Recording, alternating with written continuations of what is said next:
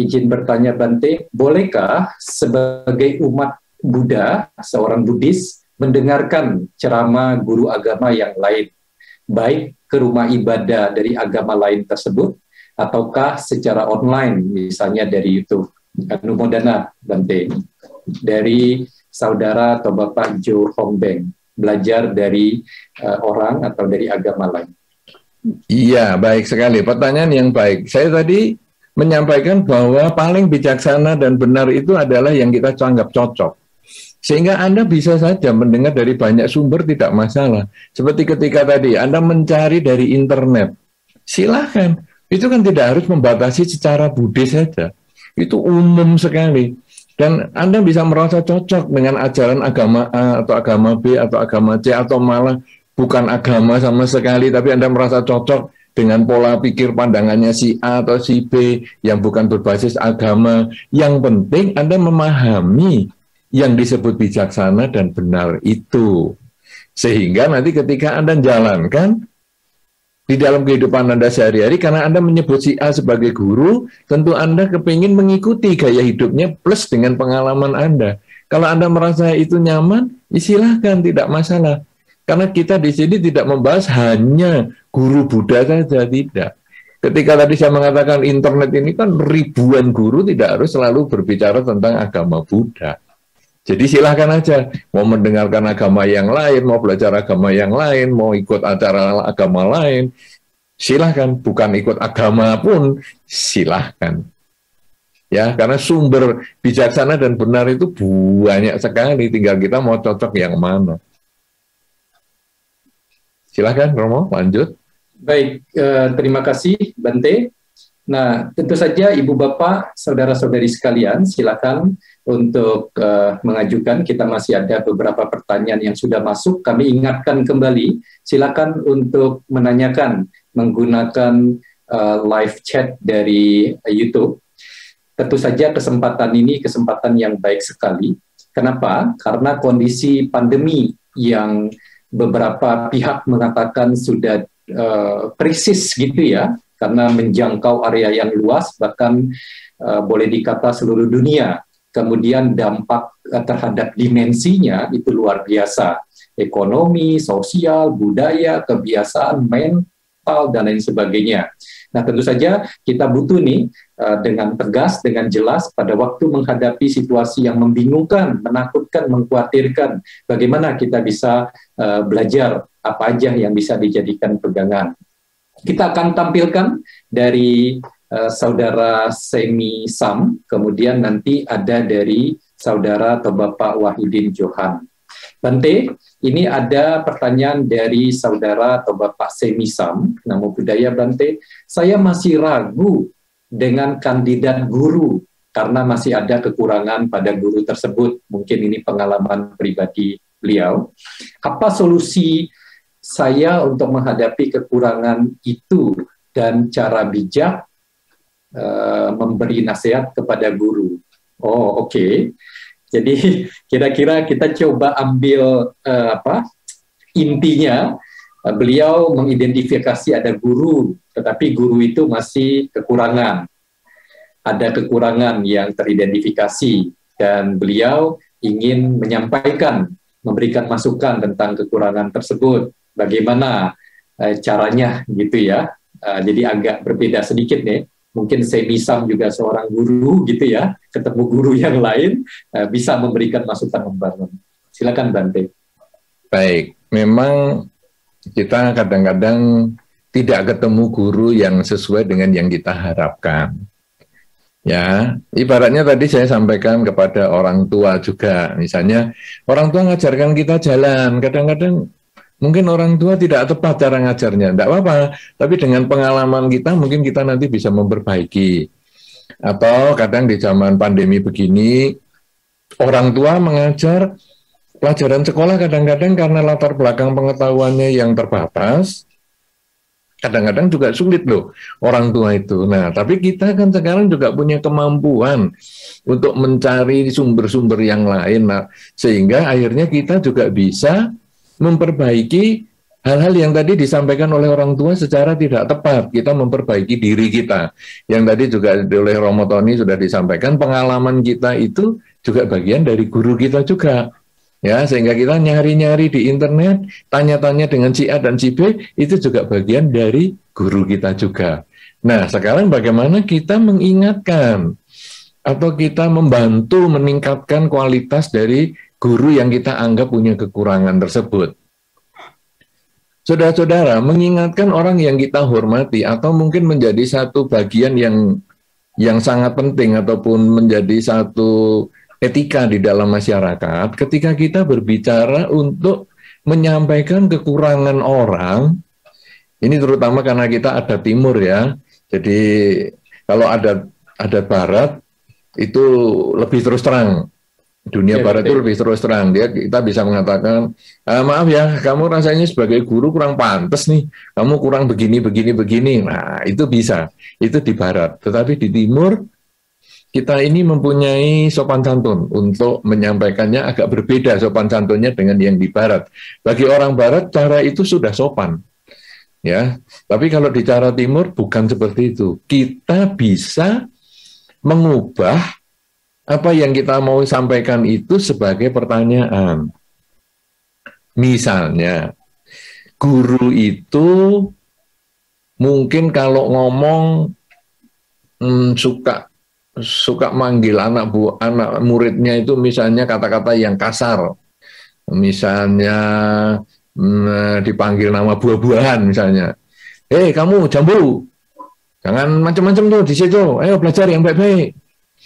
Wah ya, kemudian yang sana, salah, kamu jangan gini. Nah, kita kadang-kadang merasa nggak nyaman ya. Ini anak-anak ini semua kan punya nama. Orang tuanya ngasih nama ini kan juga ada niatnya, yaitu doa. Kenapa nama yang demikian hebat dipanggil jambu, dipanggil salah, dipanggil dukur dan lain sebagainya, dipanggil manggis, nanas dan sebagainya. Nah, kemudian kita ingin memperbaiki nih. Tapi caranya itu adalah dengan membuat pertanyaan. Yang kita mau perbaiki itu dijadikan pertanyaan. Bukan mengatakan, maaf ya, kamu jangan mengatakan murid-murid itu sebagai buah-buahan. Karena dia namanya sudah dikasih orang tua dengan baik-baik. Itu bagi dia bisa tersinggung. Kita bisa mengatakan begini, maaf ya, di budaya Timur ini, kalau kata maaf itu berarti kita kata-kata berikutnya ini bisa boleh agak santai. Maaf ya, apa memungkinkan kalau memanggil murid-murid itu namanya saja langsung, bukan diganti nama buah-buahan. Karena orang tuanya itu kan nyari namanya ya sulit, itu ada upacaranya. Mungkin kalau bagaimana kalau seandainya dipanggil namanya saja kan lebih enak daripada mengganti dengan nama buah dan sebagainya. Nah, jadi kita membuat pertanyaan. Intinya sebetulnya mau ngomong, jangan panggil dia nama buah-buahan. Tapi kita menjadi ubah. Bagaimana ya kalau kita langsung memanggil namanya saja. Tidak usah diganti dengan nama buah-buahan. Karena orang tuanya begini-begini. Nah, kalau dia mikir, iya ya, orang tuanya kan dulu nyarikan namanya juga nggak gampang. Oke, saya perbaiki. Tapi kalau dia nggak mau, biarin aja. Saya ganti nama buah-buahan. Itu saya panggil nama jambu karena kurang pandai. Jambu itu kan isinya kecil. Jadi kalau digoyang-goyang kan isinya kan bunyi. Nah itu kepala dia kalau digoyang-goyang juga bunyi juga itu. Otaknya kecil sekali. Nah, kalau orang sudah seperti ini kan susah dikasih tahu. Mungkin kita bukan orang yang berpotensi memberitahu dia. Lalu kita lewat orang lain yang kira-kira berpotensi untuk ngasih tahu dia. Nah, kita titip sama orang lain, tolong dikasih tahu, misalnya kasih tahu pasangan hidupnya. Tolong kasih tahu pasangan hidupmu itu. Dia itu jadi guru tapi muridnya kok dipanggilin nama buah-buahan, kan kasihan sekali orang tuanya mereka. Coba kamu kasih tahu. Nah, biasanya karena yang ngasih tahu itu pasangan hidupnya. Jadi akhirnya dia ngerti. Iya ya, sudah. Nah, sudah nurut. Karena kalau pasangan hidupnya ngasih tahu dia nggak nurut kan nggak dibukain pintu kan repot, dia nggak bisa pulang. Nah, dengan seperti itu akhirnya dia jadi lebih baik. Nah, intinya adalah Anda boleh saja memperbaiki atau membantu guru Anda menjadi lebih baik. Karena itu Anda termasuk bikin karma baik. Tapi caranya harus benar-benar yang Anda pilih dengan cara yang sopan, yaitu ubahlah pernyataan menjadi pertanyaan. Dan itu pasti sangat efektif untuk mengingatkan orang lain, termasuk guru Anda itu.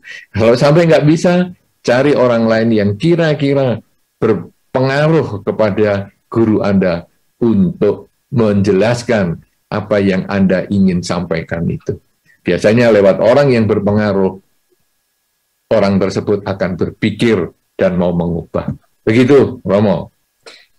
Ya, Bante, ini juga saya menyadari bahwa tanggal 25 November berarti hari apa ya? Hari Kamis atau Jumat barusan? Hari Kamis, 25 Kamis, ya. November Kamis. Itu hari guru nasional, hari guru ini ya.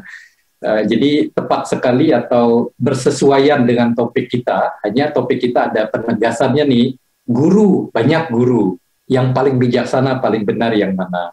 Nah, dari pertanyaan atau dari concern Saudara Semisam tentang guru. Nah, Ibu Bapak, saudara-saudari sekalian, kita sudah memahami dari penjelasan Bante sebelumnya, guru adalah seseorang yang mengetahui, seseorang yang sudah melakukan, seseorang yang bisa ditiru. Tapi mungkin guru-guru yang kita temukan sehari-hari punya keahlian atau pengetahuan tertentu bidang-bidang terbatas. Bidang-bidang yang lain bisa jadi mereka tidak. Jadi memang memungkinkan untuk ada kekurangan. Bante tadi mengatakan, ya cobalah bijaksana, kalau langsung disampaikan nanti berantem. Ini bahasa saya Bante ya, meskipun kata berantem tidak muncul dari Bante, mungkin dari pasangan atau orang lain yang dihormati, yang mau didengar. Sehingga apa yang kita kasih masukan itu lebih mungkin untuk menjadi perbaikan bagi yang bersangkutan. Bante, saya jadi ingat Bante, salah satu presiden Amerika yang paling terkenal, itu Abraham Lincoln, pernah publikasi tentang kisah hidup beliau banyak lah ya. Dulu katanya sebelum jadi terkenal gitu, sebelum dikagumi jadi presiden, itu suka sekali memberikan masukan, tapi bentuknya kritik. Kamu salah ini, kamu salah itu. Lalu satu ketika bikin surat kaleng, orang yang ditulis dalam surat kaleng tahu mau ribut, berantem, ngadu senjata. Diperkirakan Abraham Lincoln akan kalah lah, karena dia bukan ahli senjata. Orang-orang memisahkan dan seterusnya. Kemudian Abraham Lincoln belajar dari pengalaman itu. Setelah itu, menurut cerita, tidak pernah lagi seorang Abraham Lincoln itu memberikan masukan ataupun kritik. Karena beliau mengatakan, kritik itu ibarat bumerang. Bisa kalau nggak dilakukan dengan baik, kembali ke kita, bahkan lebih buruk. Belum tentu baik bagi orang yang dikritik, yang ke kita sangat mungkin akan buruk baliknya ke kita. Nah, Bante itu hanya sekedar berbagi ya, Bante ya, bagaimana harus hati-hati, masukan, apalagi bentuknya jadi kritik yang menyerang langsung, itu mungkin membawa ketidakbaikan lebih banyak. Bante, kita akan lanjut. Ada satu pertanyaan yang sudah kita siap untuk tampilkan dari Saudara Wahidin Johan. Namo Buddhaya Bante, mohon penjelasannya mana yang benar. Ada kebingungan, ketidakjelasan dari Saudara Wahidin Johan. Guru Buddha Sakyamuni dengan Buddha Gautama, mungkin beliau ingin ketegasan memang berbeda atau sama atau bagaimana. Terima kasih Bante. Demikian Bante dari Saudara Wahidin Johan. Oh, Guru Sakyamuni dan Guru Buddha Gautama. Wow, ini orang yang sama ya, yang kita tunjuk. Jadi agak bingung saya menjawabnya ini. Malah saya yang jadi bingung. Karena Guru Sakyamuni, Buddha Sakyamuni itu berbicara tentang suku.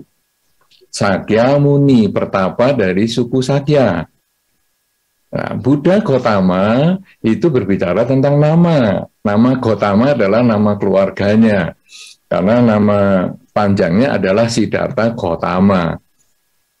Jadi Buddha Gautama dengan Buddha Sakyamuni itu sama. Sehingga ya bagaimana, mana yang lebih bijaksana dan mana yang paling benar? Orangnya sama. Nah, ya, jadi itu tidak bisa dibedakan karena itu kita membicarakan satu orang yang sama. Nah, tapi ngomong-ngomong saya mau menanggapi apa yang Abraham Lincoln tadi, walaupun itu ilustrasi yang diberikan oleh Romo Tony, tapi saya juga perlu menanggapi bahwa di dalam Dharma, kita itu boleh mengkritik orang lain.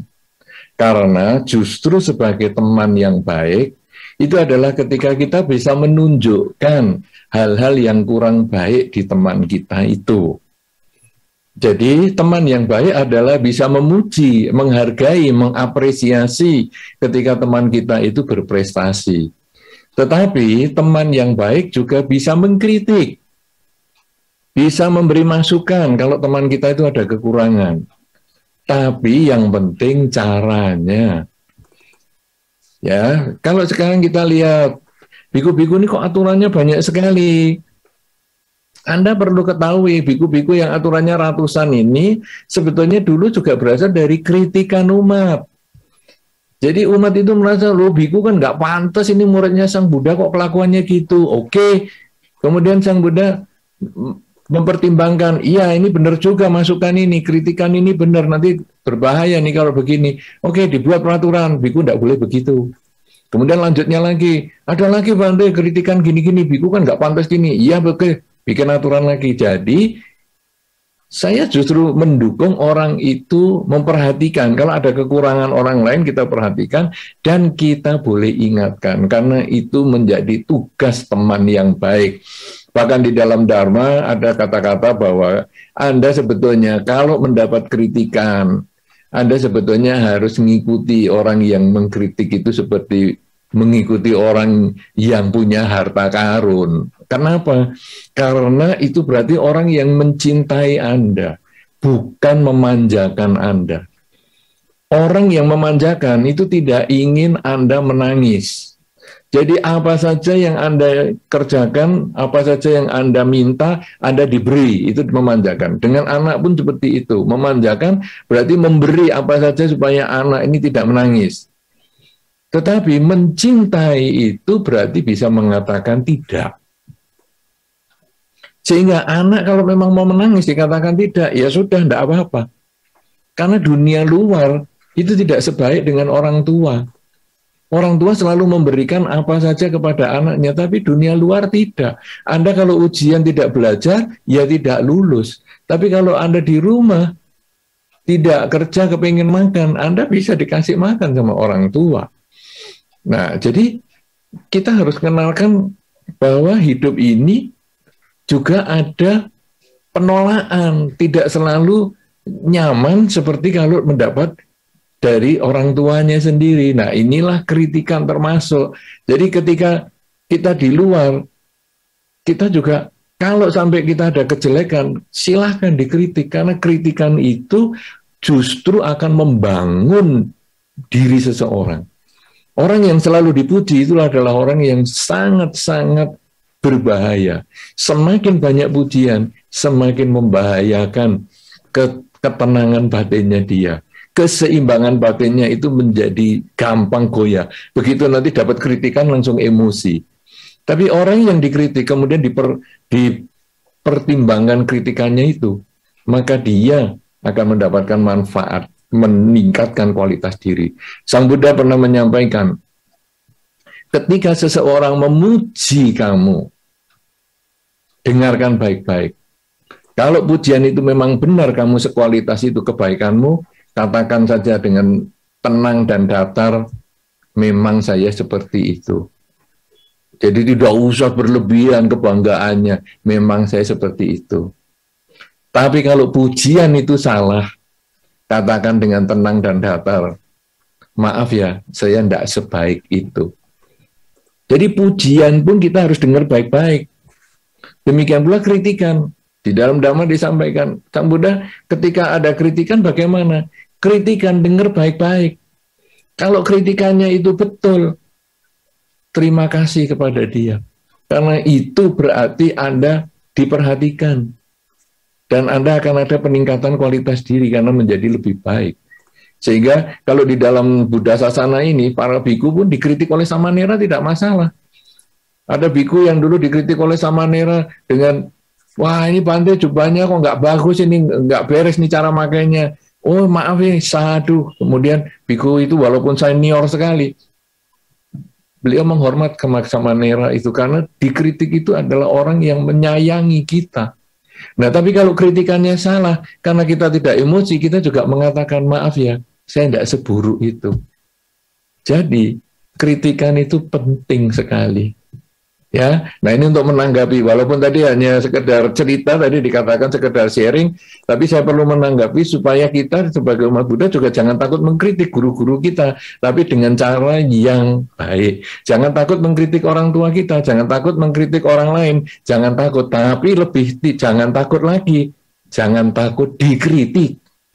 Karena dikritik itu lebih bermanfaat daripada dipuji. Dipuji orang hanya melihat kita, ya sudah tidak menambah apa-apa. Tapi dikritik membuat kita menjadi lebih baik. Kalau wah ini dipuji, kamu hebat ya, rumahmu bagus.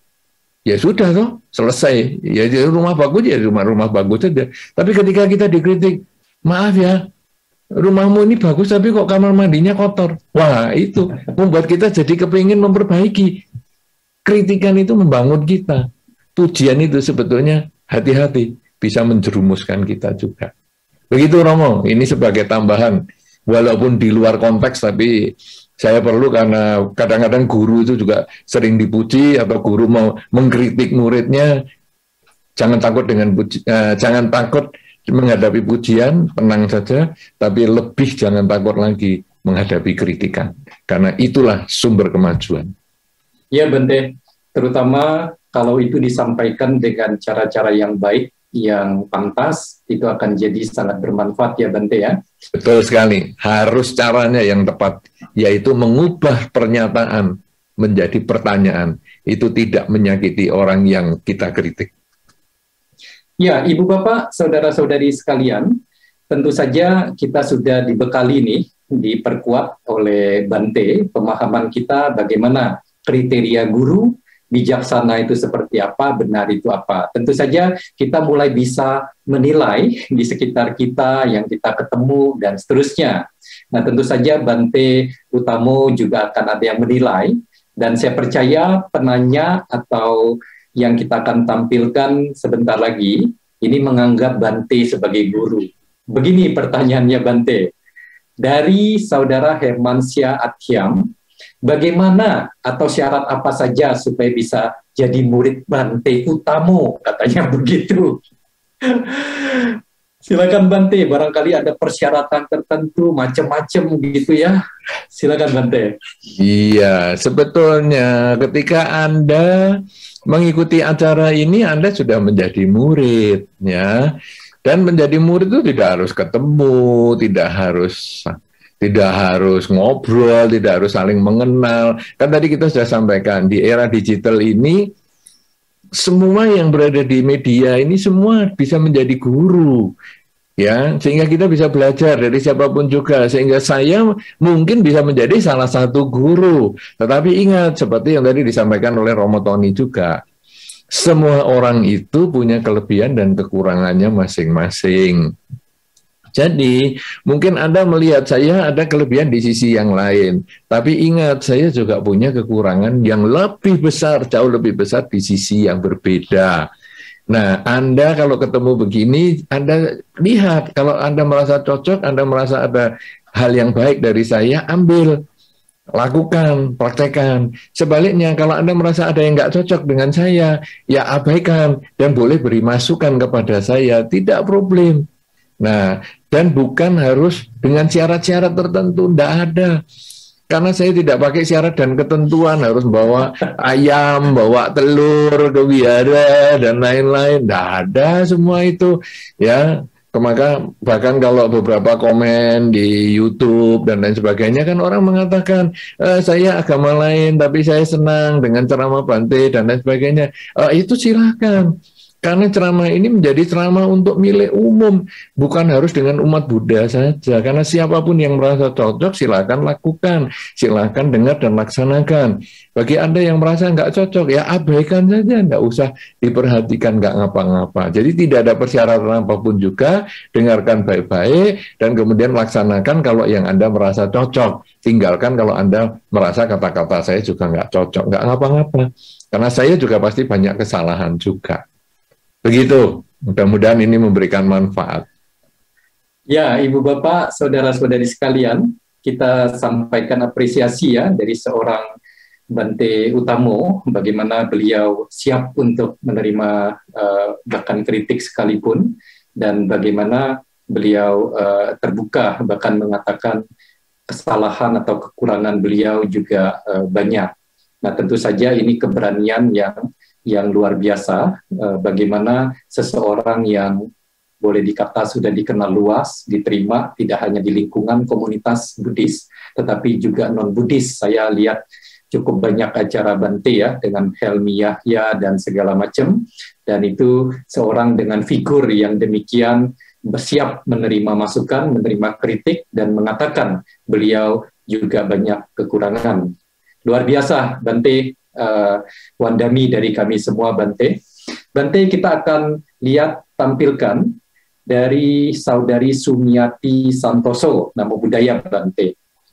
Apakah untuk belajar meditasi kita harus punya guru yang mengajari atau bisa belajar sendiri dari media sosial, online, YouTube? Manakah yang lebih efektif, Bante? Nah, meskipun ini tetap ya, Bante ya, tidak keluar dari koridor topik kita ya, tetap guru dalam konteks ini guru meditasi. Apakah ketemu gurunya langsung ataukah boleh secara online? Silakan, Bante. Ya, baik. Jadi untuk belajar meditasi, untuk dasar-dasarnya tentu kita perlu belajar ya. Mungkin dari membaca buku atau dari media online yang kita menganggap dia bijaksana dan benar, kita menurut kita ya secara relatif kita menganggap si A ini cocok lah saya kalau ajarannya saya mau ikut dia. Nah, kemudian kita belajar meditasi. Sangat baik pengalaman meditasi itu dikonsultasikan. Karena meditasi ini olah batin, olah pikiran. Pada prinsipnya meditasi itu adalah latihan keterampilan berpikir. Manusia ini punya beberapa bentuk keterampilan. Ada keterampilan berbicara. Jadi ketika Anda bayi belum bisa berbicara, kemudian lambat-lambat secara bertahap Anda bisa terampil berbicara. Orang tua yang mengajar, Anda bisa berbicara. Tetapi nanti keterampilan berbicara ini juga Anda bisa kembangkan. Misalnya Anda bisa belajar berbicara bahasa Indonesia. Sekarang Anda ingin belajar bahasa asing. Entah itu bahasa Inggris, bahasa Mandarin, atau bahasa Spanyol, bahasa Jepang, bahasa Korea, terserah. Nah, Anda kalau mau belajar bahasa asing itu gimana? Ya, Anda misalnya, oke, saya dari media online aja. Silahkan, belajar dari YouTube, belajar dari apa. Wah, nirukan sudah luar biasa. Nah, masa berhenti sampai di situ? Ya coba dong. Ngomong dengan misalnya Anda belajar bahasa Korea, ya ngomong dengan orang yang bisa bahasa Korea. Nah, nanti baru dibetulkan. Ngomongnya salah itu, gini dibetulkan. Nah, akhirnya pas sudah. Itu keterampilan berbicara. Keterampilan fisik juga sama. Jadi Anda misalnya saya kecil belum bisa jalan, kemudian diajari oleh orang tua jalan. Gini caranya jalan ya, pelan-pelan diajari dari merangkak. Kemudian jalan pelan-pelan, dan akhirnya bisa lari. Setelah dewasa, Anda kepingin belajar, bukan hanya jalan, tapi kepingin belajar berenang. Nah, jadi Anda lihat di YouTube, belajar teorinya berenang bagaimana, kemudian di Google itu banyak sekali artikel bagaimana teori berenang. Tapi coba nggak nyemplung ke air. Berenangnya latihannya di kasur, terus ya nggak akan bisa berenang. Nah, jadi harus nyemplung ke air. Ternyata nggak berhasil. Ini harus caranya gini. Ya, ini ada pengalaman pribadi untuk menjadi guru. Dan akhirnya, gini ya. Oke, akhirnya bisa. Nah, jadi teori dilatih dan butuh praktek. waktu ngomong dan waktu belajar berenang atau belajar belajar basket, mungkin belajar bulu tangkis, mungkin dan lain-lainnya. Kemudian sekarang keterampilan berpikir sama. Keterampilan berpikir. Ketika Anda, saya mau belajar meditasi, oke, belajar dari artikel ini, dari YouTube itu dan lain sebagainya. Kemudian Anda belajar sendiri. Tapi seperti teori berenang dan teori berbahasa asing tadi, Anda harus coba bertemu nanti dengan orang yang Anda anggap memahami tentang proses meditasi Anda. Nah, kemudian Anda sampaikan, waduh, saya ini ngalami gini-gini loh. Nah, orang itu nanti memberikan nasihat kepada Anda. Sama dengan tadi bahasa Korea. Wah, salah itu kamu ngomongnya. Harusnya ucapannya begini. Oke. Nah, orang itu juga ngomong. Oh, kamu caranya, objeknya bukan begitu. Ini caranya megang objek gini. Nah, jadi akhirnya terjadi peningkatan. Karena itu, apakah meditasi ini bisa belajar sendiri? Boleh belajar sendiri, tidak masalah. Tapi sangat baik. Kalau Anda pada waktu-waktu tertentu, kadang-kadang berkunjung ke orang yang Anda anggap atau bertemu atau Anda berkomunikasi dengan orang yang Anda anggap memahami tentang meditasi dan Anda menanyakan berdasarkan pengalaman-pengalaman meditasi Anda. Dengan begitu, kualitas meditasi Anda akan meningkat dan akan memberikan manfaat yang besar untuk Anda. Begitu. Silakan Romo, lanjutkan. Bante, saya jadi teringat sedikit ya Bante ya, sebelum kita tampilkan nanti dari saudari Vivi Y. Saya pernah berlatih meditasi dengan Bante di Bodigiri, di Balerejo beberapa tahun yang lalu. Salah satu yang berkesan pada waktu sesi konsultasi, Bante mengatakan di penutup rasanya ya, silakan cari guru meditasi yang lain. Bahwa Bante tidak mengklaim sebagai guru meditasi yang paling oke, paling baik gitu ya. Cobalah cari kalau ketemu guru meditasi yang bisa cocok dan meningkatkan kualitas meditasi Anda. Lalu berfokus gitu ya, ikuti dan seterusnya. Ini satu kenangan yang bagi saya sangat berkesan Bante. Tidak sedikit di luar sana yang mengklaim sebagai yang terbaik, jangan ke yang lain-lain. Sayalah yang paling baik, paling bagus, paling benar, dan seterusnya. Luar biasa Bante, saya teringat sekali, sangat berkesan mengajarkan saya, dan juga cerita ini terus terang tanpa izin Bante cukup sering, cukup banyak saya sampaikan ke yang lain gitu ya. Guru tuh harus begitu. Begitu kita ngeklaim kita satu-satunya, padahal masih banyak kekurangan, bahaya. Bante, tapi saya mau nambahkan sedikit, Romo. Saya mau nambahkan sedikit. Jadi saya juga tidak pernah mengatakan guru ya.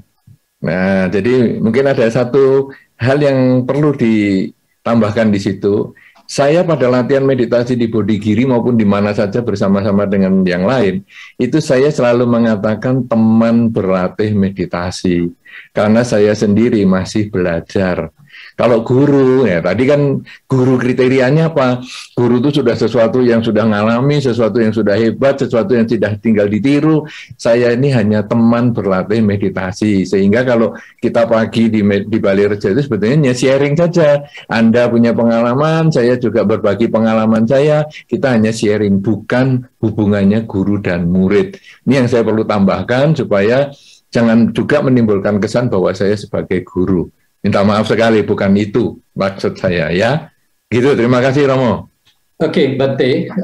Ibu Bapak, saudara-saudari sekalian, meskipun ada di antara Ibu Bapak, saudara-saudari yang menyampaikan pertanyaan, tetapi memang pertanyaan yang masuk ada yang dituliskan atau diajukan lebih awal, sedangkan jawaban atas pertanyaan itu kemudian sudah diberikan dalam sesi penyampaian Bante yang tadi. Sehingga kami tidak tampilkan pertanyaan yang sudah terjawab dengan sendirinya. Pertanyaan-pertanyaan yang relevan, yang masih butuh penjelasan, itu yang akan kami tampilkan. Sekarang kita akan lihat pertanyaan dari saudara Vivi Y, Namo Buddhaya. Bante, izin bertanya. Diizinkan nggak ya Bante ya? Izin bertanya, dalam hidup ini ada orang yang bisa bertemu dengan guru spiritual dan ada yang tidak. Apakah ada kaitannya dengan karma? apakah agama termasuk guru spiritual? Agama apakah guru spiritual? Silakan Bante. Ya, kita harus memahami bahwa spiritual adalah kualitas batin kita ya. Spiritualitas adalah kualitas batin kita. Dan guru untuk batin kita itu tidak harus bentuknya orang, bentuknya apa, kan tidak. Kadang-kadang ada buku. Nah, kalau tadi dikatakan penanya adalah apakah agama termasuk guru spiritual? Iya, karena agama itu menjadi satu tumpuan atau satu kumpulan dari bagaimana kita itu berbuat kebaikan lewat pikiran, ucapan, dan perilaku. Dan itu adalah upaya pengembangan spiritualitas kita.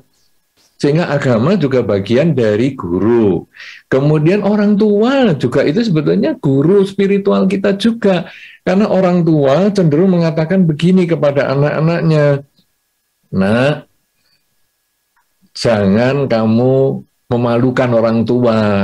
Karena kelakuanmu itu mempengaruhi orang tua juga. Kalau kamu baik, orang tua akan ditanyakan juga, anaknya siapa nih kok anaknya baik?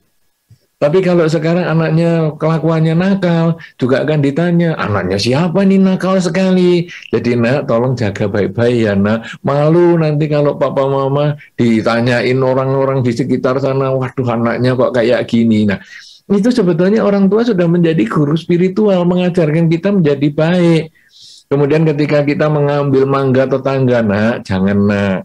Karena kalau kamu diambil barangnya mau nggak? Kamu minta izin saja sama tetangga, boleh nggak minta mangganya? Kalau boleh kamu ambil, kalau nggak boleh kamu jangan nyuri. Nah itu orang tua juga guru spiritual kita juga. Kemudian guru di sekolah pun bukan hanya kadang-kadang mengajarkan pelajaran saja, tapi dia juga mengajarkan kita bagaimana kita menjadi orang yang baik. Nah, ayo anak-anak jangan nyontek. Kenapa nyontek? Karena kamu sekolah ini tujuannya apa? Tujuannya kan mau dapat ilmu pengetahuan.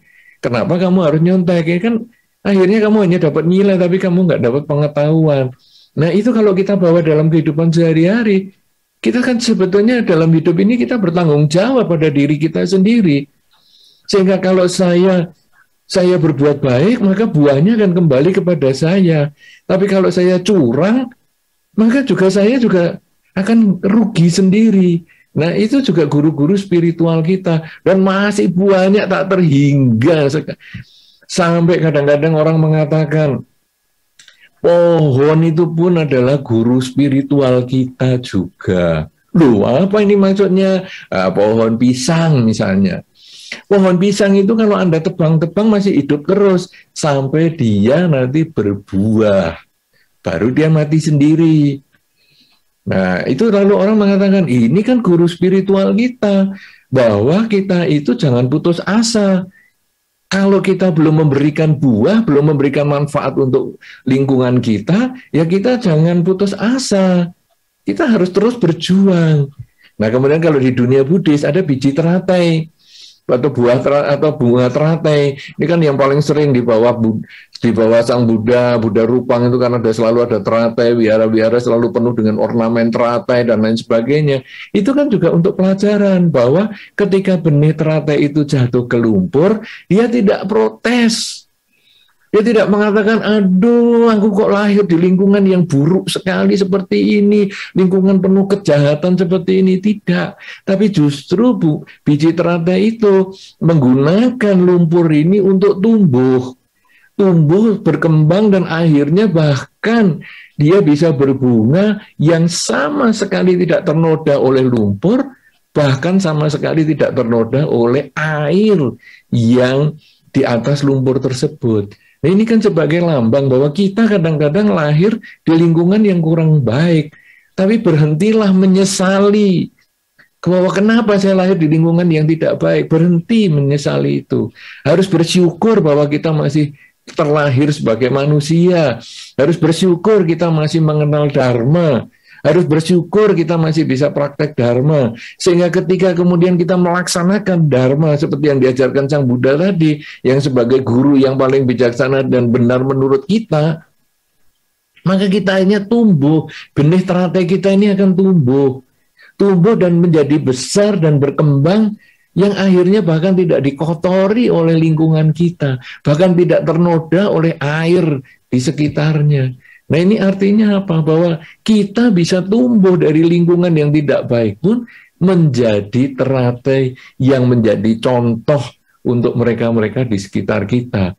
Jadi ini sebetulnya adalah guru juga. Kita kalau mau membuka batin kita, spiritualitas kita kadang tidak harus belajar dengan orang, kita tidak harus belajar dengan buku, kita bisa belajar dengan alam. Dan di dalam Dharma banyak sekali contoh-contoh tentang alam yang sebagai pelajaran. Ini air misalnya, kenapa menggunakan air? Itu sudah ada pelajarannya sendiri. Kenapa di altar ada bunga? Itu sudah ada pelajarannya sendiri. Kenapa kita menggunakan buah di altar? Itu juga ada pelajarannya sendiri. Itu semua guru bagi kita. Sehingga ketika kita melihat bunga dupa lilin yang ada di altar, itu sudah pelajaran untuk kita masukkan dalam diri kita. Tadi kita baru membahas tentang teratai, padahal itu kalau kita panjang waktunya, banyak lagi yang dibahas. Cuman karena ini waktunya mungkin juga sudah mau habis, saya cukupkan sampai di sini. Mudah-mudahan memberikan manfaat, dan terima kasih. Saya kembalikan kepada Romo Tony Yoyo.